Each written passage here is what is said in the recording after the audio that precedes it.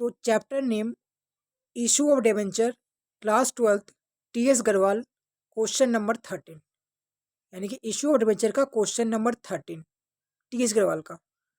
तो इस क्वेश्चन में ये कह रहा है कि आपकी एक जॉय लिमिटेड नाम की एक कंपनी ने है जिसने bought a building for 9 lakh rupees and the consideration was paid by issuing 10% debenture of the nominal value of 100 each at discount of 10%। कहना यह चाहता है क्वेश्चन की एक जॉय लिमिटेड नाम की एक कंपनी है जिसने किसी वेंडर से एक बिल्डिंग परचेज करी है 9 लाख रुपए की। इसके बदले जॉय लिमिटेड ने कोई कैश नहीं दिया, इसके बदले जॉय लिमिटेड ने पेमेंट करने के लिए अपनी कंपनी के डिवेंचर इशू कर दिए हैं। ठीक है, ये क्वेश्चन आपको ये कह रहा है यहाँ का। और इस कंपनी यानी जॉय लिमिटेड की कंपनी के एक डिवेंचर की जो फेस वैल्यू थी ना वो आपकी 100 रुपये थी।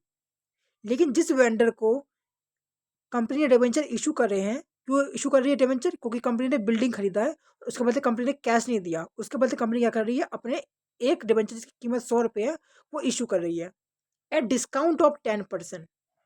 यानी कि फेस वैल्यू 100 रुपये है लेकिन उसको डिस्काउंट 10% दे के वो इशू कर रही है। तो सबसे पहले आप यहाँ पे ये निकाल लो कि जॉय लिमिटेड नाम की कंपनी उस वेंडर को 9 लाख की पेमेंट करने के लिए कितने डिवेंचर इशू करेगी। तो आइए निकाल लेते हैं। तो कैसे निकालोगे?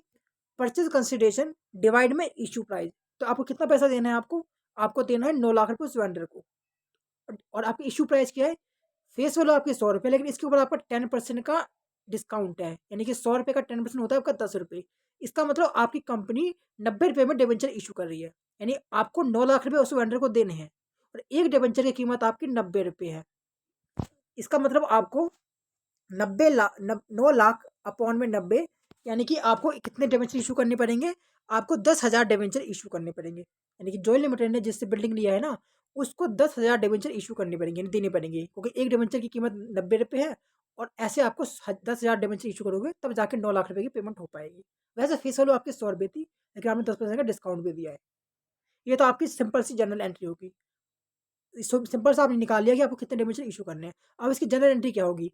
तो इसकी जनरल एंट्री आपकी इसकी 2 जनरल एंट्री होगी यहाँ पे। पहली एंट्री करोगे आप building account debit to vendor. देखो, चूंकि आपको अकाउंटिंग किसकी करनी है? अकाउंटिंग आपको करनी है जॉय लिमिटेड की। ठीक है, तो आपको जॉय लिमिटेड के पॉइंट ऑफ व्यू से सोचो कि जब जॉय लिमिटेड उस वेंडर से जब 9 लाख की जब बिल्डिंग खरीदो क्या होगा? जॉय लिमिटेड के पास 9 लाख की बिल्डिंग आएगी। और बिल्डिंग क्या है? बिल्डिंग आपकी एक एसिड होती है। इसका मतलब यह है कि जॉय लिमिटेड की बिजनेस की एसिड बढ़ जाएगी 9 लाख रुपए की। और आपको ये बात अच्छे से पता है कि जब भी बिजनेस की जब एसिड बढ़ती है तो क्या होता है? जब भी बिजनेस की जब एसिड बढ़ती है तो उसे हम डेबिट करते हैं, यानी यहाँ पे क्या करोगे आप? बिल्डिंग अकाउंट को आप डेबिट कर दोगे 9 लाख रुपए से। ठीक है, और टू वेंडर, यानी कि यहाँ पे जब आपने उस वेंडर से जब आपने 9 लाख की जब बिल्डिंग ली थी ना तो एक तो आपके एसिड बढ़ गई जिसको आपने डेबिट कर दिया, और उसी पॉइंट पे आपकी एक लाइबिलिटी भी क्रिएट हो गई उस वेंडर के प्रति कि आपको उस वेंडर को 9 लाख रुपए पेमेंट करना है। अभी आपने पेमेंट नहीं करा, लेकिन आपकी अभी एक 9 लाख रुपए की लाइबिलिटी क्रिएट हो गई उस वेंडर के नाम की।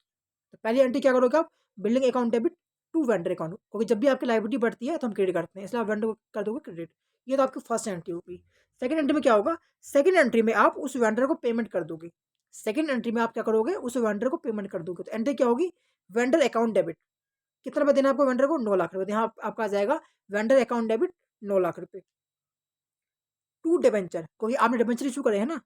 तो और आपको पता है कि डिवेंचर जब इशू करते हैं तो आपका क्रेडिट होता है, यानी कि आपका डिवेंचर हो जाएगा क्रेडिट। लेकिन आपको ये बात भी पता होगी, आपने स्टार्टिंग में ये पढ़ लिया होगा कि डिवेंचर के सामने हमेशा फेस वैल्यू आती है और फेस वैल्यू आपकी 100 रुपये थी। ठीक है, तो इसका मतलब चूंकि आपने 10,000 डिवेंचर आप इशू कर रहे हो और एक आपकी फेस वैल्यू 100 रुपये है, यानी कि 10,000 इंटू में 100, तो आपका डिवेंचर भी तो आपका 10 लाख रुपये आएगा। डिवेंचर के सामने तो आप 10 लाख ही लिखोगे, क्योंकि डिवेंचर से हम हमेशा इंटू करते हैं फेस वैल्यू से जो आपका 100 रुपये था।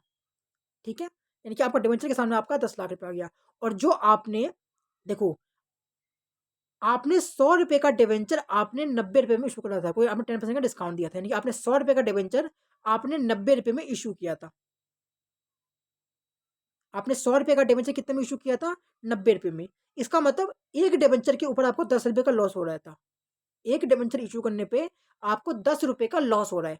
और आपने कितने डिवेंचर इशू करे हैं? आपने टोटल मिला के आपने 10,000 डिवेंचर इशू करे हैं, यानी कि 10,000 इंटू में एक डिबेंचर में 10 रुपये का लॉस, यानी कि 10,000 इंटू में 10, यानी आपको 1 लाख रुपये का लॉस हो गया, जिसको आप एंट्री में दिखा दोगे, डेबिट कर दोगे। डेबिट क्यों करोगे? क्योंकि आपको पता है कि जब भी एक्सपेंस, लॉस और एसिड ये जब बढ़ती है तो हमेशा डेबिट करते हैं, इसलिए आप यहाँ पे आपको जो 1 लाख रुपये का जो लॉस हो रहा है ना, उसे आप डेबिट कर दोगे डिस्काउंट ऑन इशू अकाउंट से 1 लाख रुपये से, क्योंकि लॉस जब भी बढ़ता है तो उसे हम डेबिट करते हैं। तो ये आपका क्वेश्चन नंबर 13 था।